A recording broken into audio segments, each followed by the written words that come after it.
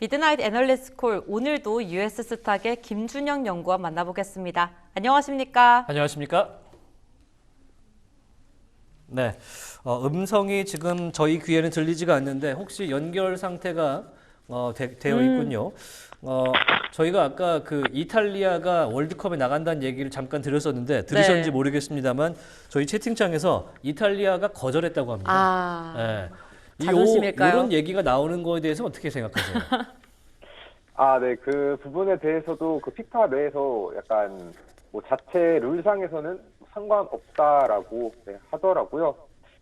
그런 점을 좀 봤을 때는 뭐 어쩔 수 없지 않나. 네, 대신에 그래도 이탈리아가 일단은 뭐 거절을 했다라고 하니까 다행히 나머지 아시아격 국가들 중에서 좀 나올 것 같은데요.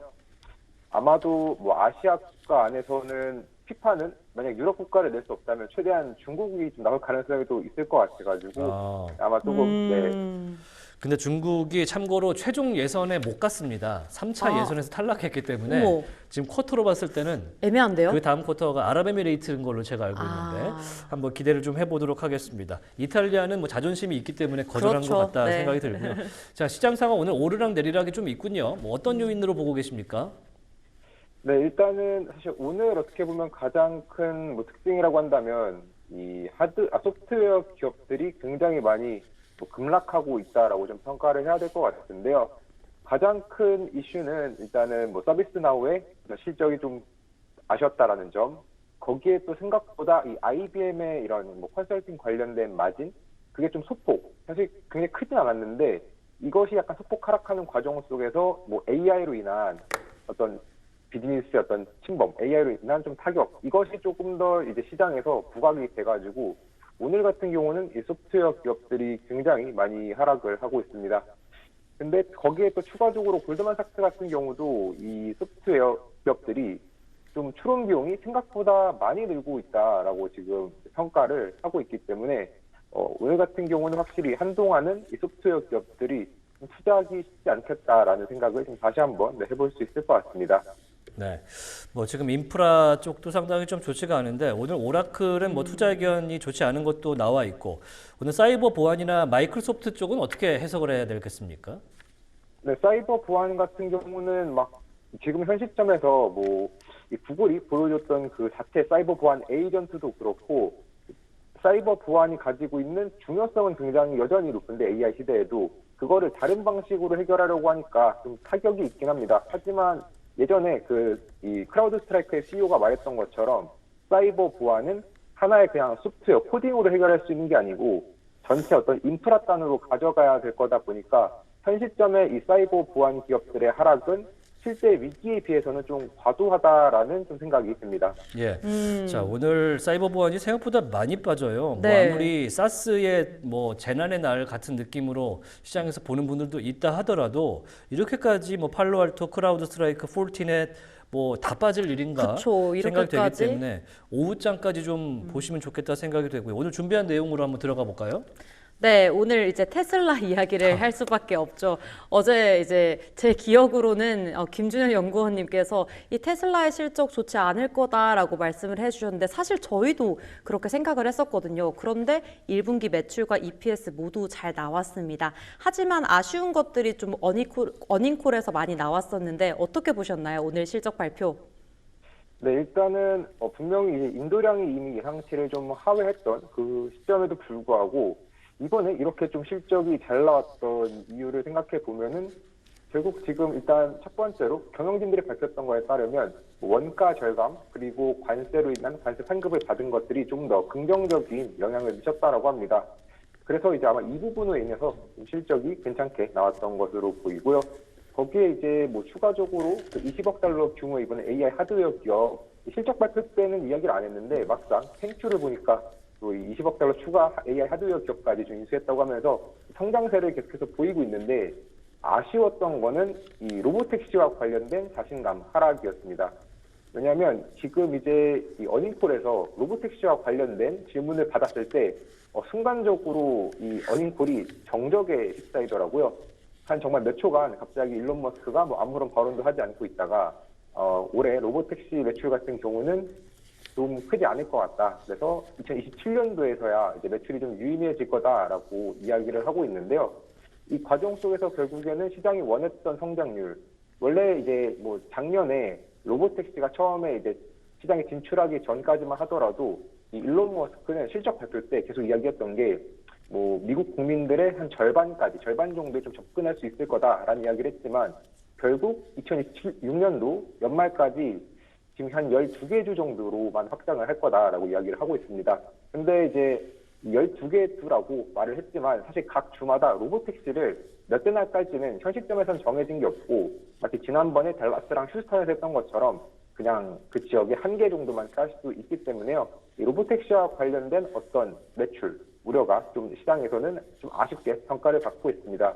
거기에 또 추가적으로 이 FSD와 관련해서도 시장이 원했던 거는 정말 이 무감독 FSD가 굉장히 좀 중요했는데 이거를 결국에는 이 3세대 하드웨어를 가지고 있는 차량에서는 정말 제대로 할 수 없다라는 것을 이 일론 머스크도 좀 스스로 인정을 했고요. 가장 큰 요인은 이제 메모리 용량이 4세대에 비해서 8분의 1 정도로 적다라는 겁니다. 그래서 이제 하드웨어를 어떻게 보면 4세대로 전환을 해야 그때서 비로소 이제 제대로 된 이 무감독형 FSD를 사용 가능한데 그걸 위해서 테슬라가 이번에 그걸 좀 전환할 수 있게 도와주겠다라는 이야기했습니다. 근데 결국 도와주겠다라고 하는 거는 이 뭐 바꾸는 과정에서 드는 비용을 보전해 준다던가 혹은 뭐 새로운 어떻게 보면은 자금을 지원해 주는 형태로 갈 거기 때문에 향후에 있어서 어떤 마진 우려가 남아 있는 상황이고요. 그리고 이제 이 무감독 FSD 자체에 대해서도 시장이 원했던 속도, 시장이 원했던 어떤 속도가 분명히 2026년도 4분기를 지금 발표를 했는데 이 4분기보다는 좀 낮다 보니까 확실히 현 시점에서의 좀 이런 특히나 FSD와 로보택시 측면에서의 아쉬움이 있다라고 볼 수 있을 것 같습니다. 예.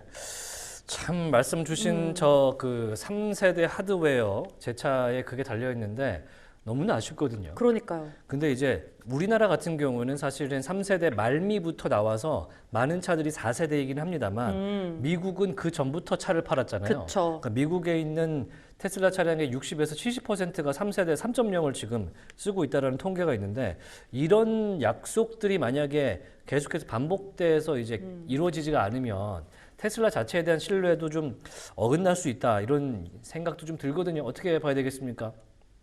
네, 그렇죠. 지금 뭐 일론 사실 이 테슬라라는 기업이 원래 좀 약속을 안 지키는 게 좀 특징이라고 볼 수는 있겠지만, 네, 그래도 이제 빅테크 정말로 매그7이라는 단계까지 왔는데도 불구하고 이렇게 좀 일정이 안 맞는다라는 거는 이 기업이 가야 될 그 어떠한 기업들의 어떤 전체적인 신뢰도 측면에서 조금 더 이제 밀릴 수밖에 없는 것 같습니다. 게다가 확실히 아쉬웠던 점 중 하나는 이제 마치 지금 현재 일론 머스크의 약간 집중력 자체가 테슬라보다는 좀 스페이스 X 쪽으로 간 게 아닌가.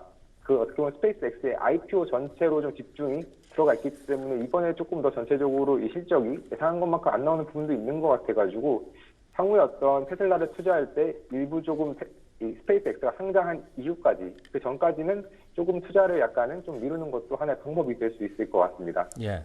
뭐 저도 어닝콜을 뭐 잠시나마 들었습니다만 테슬라 자체에 대한 이야기할 때는 약간 뜨뜻미지근하다가 네네. 그 테라팸 얘기할 때 굉장히 신나더라고요. 네. 그래서 이 양반이 딴 생각하고 있구나라는 생각이 드는데 옵티머스 얘기는 어떻게 했습니까? 네, 옵티머스도 분명히 지난 3분기 때까지만 해도 올해 1분기 안에 3세대 모델 공개하겠다고 했죠. 근데 공개를 안 하고 1분기가 넘어갔습니다. 네, 그러면서 이제 공개를 6월에서 7월 사이에 공개를 하겠다라고 이야기를 한 다음에 생산은 한 7월 말부터 8월. 그리고 제대로 된 생산 같은 경우는 이제 아마 내년 여름부터 좀 진행이 될 것 같은데요. 일론 머스크가 원래 그동안 항상 옵티머스 이야기가 나오면 막 수조 달러에 기여하면서 굉장히 뭐 자신감 넘치는 발언을 했는데 이번에는 이 옵티머스에 대해서 생산 속도가 매우 완만한 S커브를 그릴 것이다. 그러니까 굉장히 생산 속도가 느릴 거다라고 본 거죠. 그래서 아마 앞으로 이 옵티머스와 관련된 이 매출이 좀 제대로 인식되는 시점이 시장이 기대하는 것보다 원래 시장의 기대치도 조금 뒤에 있긴 했지만 그보다 좀 뒤에 있을 가능성도 같이 한번 생각을 해주셔야 될 것 같고요. 대신에 이제 일단은 준비 자체는 정말로 다 됐고 이제 여기서 뭐 AI5 칩 탑재하고 나머지 온디바이스 AI처럼 구동할 수 있는 기능들까지 넣어놨으니까 향후 정말로 이번에는 6월에서 7월 사이에 공개하겠다는 약속 지킬 수 있을지 같이 한번 보시면 좋을 것 같습니다. 네, 뭐 내용을 들어보면 왜 공개를 빨리 하지 않느냐라는 질문에 이 경쟁사라고 할 수 있는 밖에 있는 사람들이 너무 빨리 베끼기 때문이다. 아, 정말 세세한 부분까지 빨리 베끼기 때문에 우리가 쉽사리 공개를 하지 않고 있다는 얘기를 했는데 최근에 들어왔던 부정 뉴스가 좀 있었습니다. 이 옵티머스의 이 관절, 요게 이제 약간의 설계 결함이 있다는 걸 인정했다라는 보도가 있기도 했는데 그건 어떤 얘기였습니까? 네, 원래 이제 관절과 관련해서 특히나 이제 테슬라 옵티머스 여기서 중요한 건 손이죠. 근데 손 관절이 조금은 이제 생각보다 제대로 만드는 것이 좀 어렵다라는 거였는데 또 막상 그 부분과 관련해서는 이 다른 형태의 특허를 통해서 또 해결을 하기도 했습니다. 그래서 그 우려가 지금은 엄청 막 크다라고 보기는 어려울 것 같고요. 대신에 이제 옵티머스 관련해서 과연 이제 이전에 작년에 이야기할 때도 그때도 사실은 이렇게 다른 기업들이 충분히 좀 컨닝하는 거, 그러니까 충분히 좀 베끼는 거를 좀 예상을 했을 텐데 그때는 크게 우려하지 않다가 이번에 이렇게 우려를 하는 것에 봐서는 이 일론 머스크 자체의 어떠한 자신감이 좀 하락한 게 아닌가 싶습니다. 예, 뭐 최근에 마라톤 영상을 보셨나요? 아, 그리고 네. 이제 언제였습니까? 설날에 이제 중국 로봇들이 이제 춤추는 거 보고 깜짝 놀랐나 이런 생각이 좀 들긴 하는데 그래도 무기가 있죠. 테슬라 칩 어떤 얘기 났습니까? 네, 일단은 테슬라 지금 뭐 AI5부터 이제 옵티머스랑 그리고 데이터 센터에 들어가게 되고 그리고 이 SSD 이제 무인 자율주행 하려면은 결국 그 핵심이라고 볼 수 있는 AI4 칩 같은 경우도 좀 계속해서 확장하고 있습니다. 그래서 AI와 관련된 특히 반도체와 관련된 계획들은 좀 차근차근 진행이 되면서 지금 이제 AI6 단계까지 논의 중이고요. 그리고 이제 그동안 한번 이 일론 머스크가 정말 칩 하나로 훈련과 추론 다 해보겠다라고 준비를 하면서 이제 도조를 폐기를 했었다가 다시 이제 시작을 했는데 이제는 훈련 비용을 조금 더 절약을 해보고자 도조 3를 또 새롭게 논의하고 있다라고 하면서 이제는 좀 훈련과 관련된 새로운 준비까지 시행을 하고 있고요. 그리고 이제 어떻게 보면 가장 중요한 이 테라펩. 근데 이 테라펩 가기 전에 그래도 미리 한번 테스트를 해봐야 되다 보니까 한 30억 달러 정도 들여가지고 텍사스에 이제 정말로 테라펩이 갖고 있었던 그런 기능들, 뭐 웨이퍼부터 시작해가지고 패키징까지 모든 걸 다 이제 통합적으로 처리할 수 있는 그런 쪽을 어떻게 보면 이번에 같이 한번 좀 짓겠다라고 해가지고 반도체와 관련된 계획들은 물론 TSMC가 이건 쉽지 않을 거다라고 이야기를 했지만 현재까지는 굉장히 좀 순항하고 있는 모습을 보이고 있습니다. 네. 아, 반도체 계획도 한번 이렇게 체크해 보시면 좋을 것 같습니다. 그 다음으로는 스페이스X와 관련된 이야기들도 좀 기대를 했을 텐데 그렇게 큰 이야기가 없었습니다. 뭐 테라펩 초기에 스페이스X가 들어간다라는 이야기 외엔 없었는데 어떻게 보셨나요? 네, 정말로 오히려 이번에 조금 일론 머스크가 조심하고 있는 거 아닌가라는 좀 생각도 했습니다. 왜냐하면 이번에 그 어닝콜에서 스페이스X와 관련된 이야기를 할 때 뭐 투자 같은 경우도 양쪽의 뭐 독립 이사들 상대로 다 이렇게 서명 받았고 뭐 그걸 통해서 투자를 한 거다라고 하면서 자기가 막 모든 것을 뭐 컨트롤하지 않는 것처럼 최대한 좀 그런 뉘앙스를 좀 풍기려고 하더라고요. 그래서 새로운 뭐 파트너십 발표, 시장이 원했던 합병과 관련된 발표 없이 그냥 초기에 이 스페이스 테라펩을 짓는데 돈이 많이 드는데 그 초기 비용은 아마도 스페이스X의 IPO 비용으로 좀 충당을 하게 될 것으로 보이고요. 대신에 이제 이 일론 머스크의 그 전기를 썼던 월터 아이작슨 같은 경우는 오늘 이제 CNBC와의 인터뷰에서 그래도 결국에는 두 기업이 좀 합병할 거다라고 이야기를 했습니다. 네, 그런 것을 본다면 아마 당분간은 아니어도 좀 시간이 지나고 나면 합병 이야기는 뭐 다시 한번 또 나올 수도 있는 이야기이기 때문에 이 스페이스X와의 합병은 이 테슬라와 스페이스X가 공존하고 있는 한 계속해서 나올 수 있는 이야기다라는 점도 투자하실 때 참고하시면 좋을 것 같습니다. 네, 스페이스X 기업 공개가 이제 6월이죠. 얼마 남지 않았습니다. 시간이 정말 빨라요. 벌써 4월 23일이니까 곧 5월이거든요. 벌써 이제 어린이날 다가오고 저는 큰일 났는데 아이쿠. 테슬라 쪽에도 할 게 굉장히 많은 것 같아요. 테슬라 엄청 바쁠 것 같아요. 6월까지. 이 스페이스X의 IPO까지 한번 체크해 보시면 좋겠습니다. 그 다음 실적 발표한 기업, 아메리칸 익스프레스를 준비해 주셨는데요. 아메리칸 익스프레스의 실적은 어떠했나요? 네, 아메리칸 익스프레스 같은 경우는 정말로 이번에도 굉장히 좀 긍정적인 실적을 보였습니다. 이제 아메리칸 익스프레스는 뭐 비자나 마스터카드보다는 조금 더 미국에 많이 집중되어 있다 보니까 이 미국의 좀 소비 경기 그런 부분을 조금 더 파악할 수 있는데 이번에 보면은 뭐 매출, EPS, 가이던스 모두 다 시장 예상치를 상회했고 이 결제 금액에 대한 성장률도 굉장히 높았습니다. 10% 정도 올라가 주면서 확실히 이제 미국의 어떤 소비는 좀 강력하다라는 거를 좀 확인할 수 있었고요. 그 중에서도 좀 강력했던 이제 부분은 좋았던 부분은 이 MZ 세대들이 소비를 좀 많이 이끌었다라는 측면이 전체적인 어떤 이 아메리칸 익스프레스 실적에 기여를 했는데 이 전체 이 아메리칸 익스프레스의 결제 성장률은 10%였지만 이 밀레니얼 세대는 13% 그리고 젠지 세대 같은 경우는 38%를 어떻게 보면 소비가 증가하면서 확실히 전체 성장의 핵심이 좀 더 젊은 층으로 왔다라는 걸 알 수 있었고 또 아메리칸 익스프레스가 그거를 좀 알아서였는지 주로 고객들을 이 MZ 세대 위주로 신규 고객을 확보했습니다. 뭐 그 덕에 이번에 좀 실적이 잘 나온 거고요.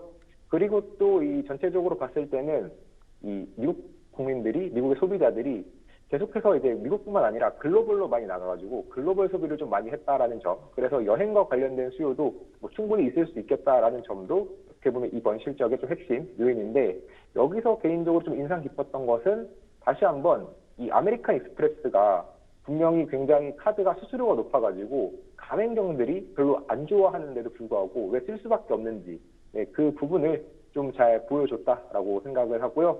특히나 이번에 그 표를 봤을 때는 대표적으로 뭐 일반적인 뭐 미국 소비자의 이 전체 숙박 지출 성장률은 5%인데 이 아멕스 프리미엄의 어떤 멤버십 전용으로 간다면 성장률은 50%가 나오면서 굉장히 높았고요. 레스토랑 같은 경우도 일반적인 미국 소비자들은 이 레스토랑 소비율이 한 10% 성장을 했는데 아멕스가 보유했던 예약 플랫폼 같은 경우는 20%, 그리고 항공 같은 경우도 일반적으로는 11%지만 자체 멤버십 회원들 기준으로 봤을 때는 21% 성장하면서 확실히 이 어떻게 보면 아무리 비싸도 이 아메리칸 익스프레스를 카드를 받을 수밖에 없다. 그것이 정말 아메리칸 익스프레스가 가지고 있는 좀 강력한 해자다라는 것을 좀 다시 한번 확인해 볼 수 있었습니다. 네, 아메리칸 익스프레스 이 젠지 세대의 실적이 좋았다라는 점 좀 흥미롭게 들렸습니다. 카드 연회비 비쌀 것 같은데요. 그러니까요. 어떻게 감당하는 거지 그걸? 근데 주가 상황으로 봤을 때 오늘 아메리칸 익스프레스가 네. 썩 좋지는 네, 떨어지고 않거든요. 있습니다. 2.6% 실적 자체는 잘 나온 것 같은데 어떤 요인이 좀 있었습니까? 네, 지금 현재 이제 아메리칸 익스프레스 같은 경우는 좀 어닝콜을 지금 진행하고 있는데요. 아마 어닝콜에서 조금은 이제 향후 어떻게 보면 이 미국 경제에 대한 리스크 관련된 이야기를 조금 더 하지 않았나 싶습니다. 다만 이제 이 어닝콜과 관련해서 대신에 이제 이번에 그 실적, 특히 미국 경제 자체에 대해서는 그래도 좀 긍정적이다라고 일단 보고는 있거든요. 그래서 실업률 그리고 GDP 성장률이 나름 안정적일 것이다라고 이야기를 했지만 또 실적 발표하는 그 과정 속에서 대신에 예상보다 만약에 이 전쟁과 관련된 이슈가 좀 커지면 그러면 어떻게 될지 모르겠다라는 말도 있어가지고 그런 부분에 대한 시장의 우려 이런 것들이 아마 이 현재 아메리칸 익스프레스의 좀 주가에 부정적 영향을 주고 있다라고 보시면 될 것 같습니다. 예, 뭐 지속적으로 어닝콜 관련된 이야기가 정리가 된 게 나오면 같이 좀 보면 좋겠다 이런 생각이 듭니다. 자, 구글 얘기를 좀 해보도록 하겠습니다. 구글 클라우드 관련해서 넥스트라는 행사가 지금 라스베이거스에서 수요일부터 열리고 있는데 내일 끝나는 걸로 제가 알고 있거든요. 어떤 얘기가 나왔습니까? 네, 이번에 이제 구글 클라우드 넥스트의 가장 큰 이 아젠다는 결국에는 이 에이전틱 엔터프라이즈입니다. 그래서 이제 이 클로드가 정말 이끌고 있는 가장 거대한 뭐 시장이라고 할 수 있는 이 비즈니스 엔터프라이즈 부분을 자신도 좀 가져오고 싶은 거죠. 그래서 에이전틱 엔터프라이즈에 대해서 굉장히 다양한 발표를 했고 그 과정 속에서 이제 뭐 어제 발표되었던 그 8세대 CPU라던가 아니면은 ARM 기반의 정말 맞춤형 CPU 거기에다가 뭐 추가적인 어떤 다양한 이런 뭐 베라루빈 같은 AI 인프라까지 좀 다양한 발표가 있었는데요. 그래서 지금 현재 구글이 완성시킨 자신들의 이 에이전틱 엔터프라이즈는 총 5단계의 시스템으로 이루어져 있습니다. 1단계는 이제 뭐 하이퍼 컴퓨팅이라고 하는 인프라고요. 2단계는 이 데이터 클라우드라고 하는 이 전체적인 맥락을 좀 유지해주고 그리고 거기에 3단계에서는 이제 이전에 위지를 정말 수백억 달러를 주고 인수를 했죠. 그래서 그거를 기반으로 완벽하게 데이터 보안을 만들어낸 다음에 그것을 통합적으로 관리해 줄 수 있는 4단계 에이전트 플랫폼을 구축을 한 다음 마지막으로 5단계에서는 이제 그동안 사전에 미리 만들어 놓았던 아직까지 이제 에이전트를 만드는 것 같은 경우는 지금 현재 구글이 그냥 자연어 기반으로 손쉽게 만들어 줄 수 있는 그래서 좀 약간 바이브 코딩 형태로도 쉽게 만들어 줄 수 있게 해놨지만 그래도 그거를 좀 사용하기 어려워하는 기업들을 위해서 다양한 형태의 이제 에이전트들을 같이 만들어서 제공을 하고 있다라고 했습니다. 그걸 통해서 현재 어떤 기업들이 그럼 실제로 사용을 하고 있냐면 뭐 홈디포 같은 경우도 이 약간 구매 이렇게 뭐 매직 에이프런이라고 하는 이 디지털화를 해줄 수 있는 에이전트를 통해서 이 구매 전환율을 향상했다라고 하고요. 월마트 역시도 월마트도 좀 자체적인 에이전트를 많이 만드는 편인데 구글 거를 좀 활용을 해가지고 또 추가적인 어떤 분석 시간을 단축해주는 역할로도 쓰고 있습니다. 파파존스 역시도 에이전트, 주문과 관련된 에이전트 만들고요. 베스트바이도 이제 이런 전자제품, 특히나 전자제품 같은 경우는 각각의 사양들이 좀 다르니까 사양 비교를 하기 편하게 도와주는 에이전트들을 또 만들었습니다. 그래도 뭐 금융과 관련해서는 뭐 맥쿼리라든지 시타델 이 기업들 같은 경우 다 이걸 통해서 조금 더 연구를 빠르게 한다던가 아니면은 답변을 한다던가 아니면 스캔 피해를 막는다던가 하는 형태로 굉장히 다양한 사용을 하고 있고 뭐 나사 역시도 이 아르테미스2 미션을 하는 과정 속에서 또 쓸 수 있는 이런 비행 준비 상태를 확인하는 그런 형태의 에이전트까지 만들면서 단순히 어떤 특정 분야가 아니라 굉장히 다양한 산업군에서 이 구글이 자신들의 이 에이전트를 통해서 기여를 할 수 있다라는 것을 이번에 좀 보여주면서 그동안 있었던 약간의 뭐 제미나이가 너무 B2C에만 강한 거 아니냐 하는 우려를 좀 충분히 이렇게 좀 내려놓을 수 있게 해 주었다라는 측면에서 확실히 알파벳 같은 경우는 정말 좀 걱정할 필요가 없는 기업이다라는 점을 좀 다시 한번 확인할 수 있었습니다. 알파벳 뭐 실적 발표를 앞두고 있는 상황이기 때문에 좀 지켜볼 것들이 좀 있는 것 같은데 이번에 만약에 뭐 에이전팅 얘기도 했고 그다음에 앞서서 TPU 2종 뭐 네. 지금 8T와 8I를 발표를 했는데 이것 때문에 지금 GPU 회사들이 영향받지 않겠습니까? 포커싱을 두자면 어느 쪽에 구글은 지금 2026년에는 두고 보면 좋겠습니까? 네, 결국에 이렇게 좀 클라우드든 아니면 에이전트든 이거를 잘 해내기 위해서는 이 밑단의 인프라가 지금 굉장히 중요합니다. 그래서 아마 구글은 결국에 이제 이렇게 밑단의 소프트웨어를 잘 구축하기 위해서 앞으로도 이 반도체 쪽에 인프라 쪽에 굉장히 많은 투자를 할 것으로 보이고요. 또 그렇게 투자를 했을 때는 지금 이 구글의 알파벳의 최대 파트너가 이 브로드컴인데 브로드컴은 워낙에 마진이 높습니다. 그래서 마치 구글 같은 경우 이제 그동안 8단계까지 오면서 수많은 노하우들이 반도체를 만드는 노하우들이 쌓였기 때문에요. 이 노하우를 기반으로 마치 애플이 그 중국 기업들에게 그랬던 것처럼 자신의 한국이나 다른 나라를 통해서 얻었던 노하우를 중국 기업에게 심어주면서 싸게 공급을 받았던 것처럼 알파벳도 이 브로드컴과 만들었던 그런 노하우를 기반으로 마벨을 선택해가지고 마벨을 통해서 싸게 반도체를 공급받으려고 하지 않을까. 그래서 마벨 같은 경우는 한동안 구글의 성장하는 과정 속에서 충분히 큰 수혜를 입지 않을까. 네, 그런 식으로 한번 좀 생각을 해볼 수 있을 것 같습니다. 네, 그 공급망에 있는 여러 가지 업체들을 좀 두루두루 다시금 봐야 된다. 왜냐면 한 2년 동안 엔비디아 공급망을 너무 집중적으로 보다 보니까 네. 그 주변에는 이제 구글이나 MS나 아마존이 어떻게 얽혀 있는지 겉으로만 좀 보고 있잖아요. 그래서 지켜보면 찾아보면 좋지 않을까 생각이 됩니다. 자, 오늘 SK 하이닉스 1분기 실적 나왔는데 네.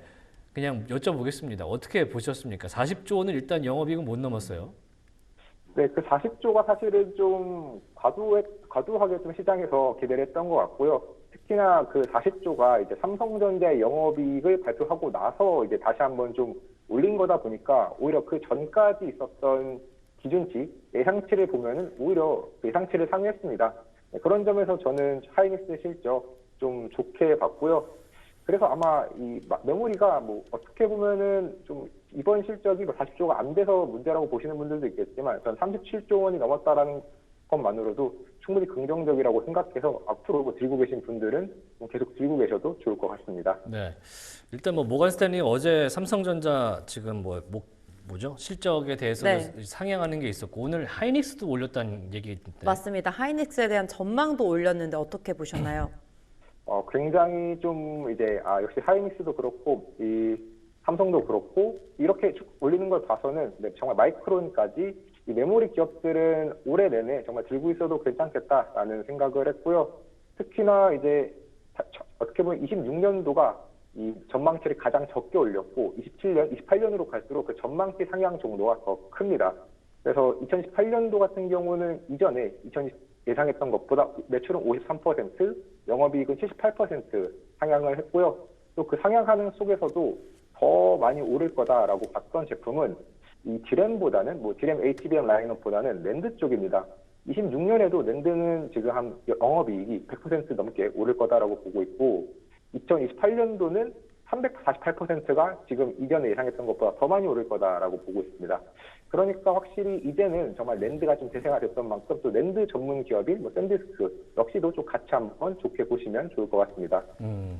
랜드로 지금 다 엮여 있는 상태이기 때문에 네. 그 정도 안에서의 수급들. 그러면 하드디스크 전문 업체인 시게이트 같은 곳은 약간 랜드 하기에는 약간 하드한데 어떻게 봐야 됩니까? 그쵸. 이제 그래서 시게이트 같은 경우는 분명 뭐 샌디스크 같은 그런 랜드 쪽에서 약간 뭐 아쉬울 수도 있겠지만 지금은 일단 다 필요하긴 합니다. 지금 일단은 꺼내다 쓸 수 있는 건 다 꺼내다 써야 되고요. 만약에 뭐 랜드랑 그다음에 일반적인 하드디스크에서 둘 다 쓸 수 있는 경우가 있다면 일단은 그때는 하드디스크까지 사가지고 하드디스크에 쓰고 정말 하드디스크에서 쓸 수 없는 것들을 랜드로 조금 더 꺼내다 쓰거든요. 그래서 이제 저는 그런 의미에서는 현재 뭐 충분히 문제 없이 좀 시게이트라던가 시게이트와 같은 기업들도 뭐 주식 상식점에서는 충분히 괜찮다라고 보고 있습니다. 예. 뭐 오늘 SK하이닉스 관련된 이야기는 내일까지는 계속 영향이 있지 않을까 생각이 그쵸. 되고 오늘 마이크론이 주가가 빠지더라고요. 영향이 좀 있다고 보십니까? 네, 아마 이제 초기에 약간 좀 영향을 준 것으로 보입니다. 근데 이제 결국 마이크론 같은 경우는 어제 좀 주가가 많이 올랐기 때문에요. 그것까지 좀 감안을 해서 좀 하락을 한 거지 아마 전체적인 투심 자체가 좀 악화돼서 하락했다라고는 개인적으로는 보지 않습니다. 예, 뭐 엄청난 영향이 있다기보다는 어느 정도 단기적인 그런 본장 들어오면서의 영향. 지난 분기 실적 발표 때도 사실은 SK 하이닉스 나올 때 똑같은 모습이었기 때문에 흐름은 유사하다라는 측면인데요. 자, 이번에는 TSMC 얘기를 좀 해볼까요? 물론 타이완 회사이기는 합니다만 공정 얘기를 했습니다. 신공정 얘기를 하면서 노광 장비가 뭐 새로운 건 필요 없을 것 같다라는 얘기까지 제가 들었거든요. 어떤 로드맵이었을까요? 네, 이번에 TSMC 같은 경우는 이제 계속해서 그냥 정말 그 HBM을 포함한 좀 핵심 AI 칩들 같은 경우는 이제 2년마다 새로운 노드를 만들겠다라고 밝혔고 또 그 외에도 그냥 일반적인 클라이언트용들 조금 더 이제 다양한 조금 PC용 이쪽으로 가게 되면은 PC 아니면 스마트폰 쪽으로 가게 되면은 이제 매년 새로운 노드가 나옵니다. 그리고 또 매년 새로운 노드가 나올 때마다 가격은 올라가니까요. 아마 매년 충분히 이 TSMC 입장에서는 가격을 올릴 수 있는 건수가 많아지게 되는데 이때 사실 중요한 것들 중 하나는 바로 이 매년 노드가 올라갈 때마다 공정은 더 미세 공정으로 가게 되거든요. 근데도 ASML의 이 EUV를 좀 구매할 계획이 없다라고 밝혔습니다. 과거에 한 2024년도에 이때도 사실 TSMC가 HBM이 정말 이제 막 떠가지고 시장에서 되게 각광받고 있을 때 이때도 자신들은 이런 ASML의 이런 EUV 노광 장비 없이 그냥 DUV만 가지고도 우리는 패키징으로 해결을 할 수 있다라고 이야기를 했고 그때 그것 때문에 사실 ASML이 2024년도 같은 경우는 주가의 흐름이 별로 좋지 못했습니다. 네, 그런 걸 좀 감안한다면 TSMC는 지금 계속해서 이런 고가 EUV를 쓰지 않고 이렇게 제품을 만들 수 있는 방안을 계속해서 연구하고 있는 것 같고요. 특히나 AI 단으로 가게 되면은 이 제품을 특히 쌓아 올려서 적층으로 가야 되는 경우는 이 패키징으로 해결해 줄 수 있는 부분이 많다 보니까 ASML은 앞으로도 이 AI 성장과는 좀 별개로 결국 핸드폰 시장이 좀 성장을 해주지 않으면 그래서 온디바이스 AI 이쪽이 조금 더 올라가지 않으면 이 순수하게 AI 칩만 관련해서는 좀 성장하는데 계속해서 좀 도전을 받을 수 있다라는 점도 좀 투자하실 때 고려하시면 좋을 것 같습니다. 네, 뭐 노광 장비의 수요를 늘려야 되는 ASML인데 사실은 갑의 위치에 있자면 어떤 측면에서는 을의 위치가 되기도 하잖아요. 그래서 그렇죠. 이제 ASML 같은 경우는 이제 수요 확장에 있어서의 어려움을 겪을 수도 있다라는 부분들 예전부터 얘기 나왔는데 오늘 그게 조금 두드러지는 모습도 좀 보여주고 있다라고 말씀드리겠고요. 현재 ASML 주가는요 0.14% 빠진 채 오늘 미국장에서는 거래가 되고 있습니다. 자, 마지막 이야기 우주 얘기 역시 준비를 해주셨는데 로켓랩이군요. 오늘 로켓랩이 일본의 작사의 위성을 두 번째로 발사를 했다는 얘기 들어오더라고요. 네, 맞습니다. 이제 올해 작사랑은 2번 했고 또 전체적으로 봤을 때 이번이 이제 일렉트론 기준으로 봤을 때는 87번째, 올해만 놓고 보면 8번째 발사고 네, 모두 다 성공을 했습니다. 이건 확실히 이제 이 블루 오리진의 뉴글랜과는 좀 상황이 다른데요. 그만큼 지금 이제 로켓랩 같은 경우는 소형 위성 발사 쪽에서는 확실히 안정화 단계에 접어들었고 그로 인해서 좀 많은 고객들을 충분히 좀 확보할 수 있을 것으로 보입니다. 특히나 이제 소형 로켓은 이 대형 로켓과는 다르게 마치 택시처럼 조금 더 원하는 위치에 정교하게 맞춤형으로 해줄 수 있다라는 장점이 있어서 아마 앞으로도 수요 자체는 좀 꾸준히 유지될 거라 분명히 이제 이 로켓랩의 소형만 놓고 봐도 나쁘지 않은데 이 로켓랩이 지금 현 시점에서 이 정도로 성장할 수 있는 그 요인들 중 하나는 로켓랩이 이런 소형 위성 발사에 머무르지 않고 중대형으로 올라가면서 이 전체 우주 기업이 되려고 하고 있습니다. 그래서 이제 반드시 중요한 이 로켓랩의 성장에 있어서 핵심은 결국 이 뉴트론이 나와줘야 되거든요. 특히나 뉴트론 같은 경우는 이 지금 로켓랩이 만들려고 하는 그 위성이랑 정말 딱 맞춤으로 만들어가지고 뉴트론 한 번 발사하게 되면은 로켓랩은 정말 수많은 위성을 한 번에 쏘아 올려가지고 하나의 우주 인프라를 만들어낼 수 있습니다. 그렇기 때문에 이 뉴트론이 좀 잘 가야 되는데 현재 지금 뉴트론도 한번 이 전체 문제가 생겨가지고 발사를 미룬 뒤부터는 오히려 완벽하게 발사를 하기 위해서 계속해서 테스트를 강화하고 있고 그것 때문에 지금 발사를 26년 4분기까지 미뤄놓은 상황이고요. 그래서 아마도 지금 만약에 뉴트론이 좀 제대로 되면은 그때부터는 오히려 폭발적인 성장성을 또 충분히 기대해 볼 수 있기 때문에 26년 4분기에 좀 제대로 발사할 수 있을지 해당 부분도 좀 같이 한번 봐주시면 좋을 것 같습니다. 네. 자, 오늘 로켓랩 주가 3% 밀립니다. 작사의 위상을 두 번째로 올렸다는 소식에도 불구하고 좀 빠지고 있는데 우주 관련된 테마가 살짝 오늘은 좀 수급을 못 받고 있다는 말씀드리겠고요. 주가는 87불 20전에서 거래가 되고 있습니다. 자, 이렇게 오늘도 우주 이야기까지 한번 들어봤습니다. 여기까지 듣겠습니다. US스탁의 김준영 연구원 함께했습니다. 말씀 고맙습니다. 좋은 밤 되십시오. 고맙습니다. 네, 감사합니다.